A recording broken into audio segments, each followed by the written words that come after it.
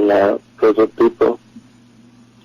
The Lord Almighty has spoken with me. There is an earthquake coming to the earth. I see the electric poles have fallen on the road. Electric poles and transformers have crashed on the road. There is a very severe shaking coming to the earth.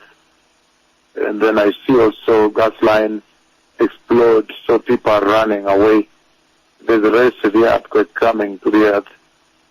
And the Lord has spoken this in the book of Matthew 24 when he said these moments would visit the earth before the coming of the Messiah.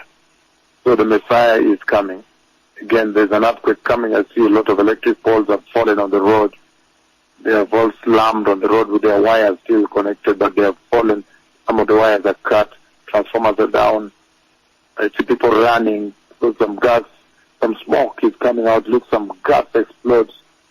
So the nations need to prepare for the coming of the Messiah. Thank you.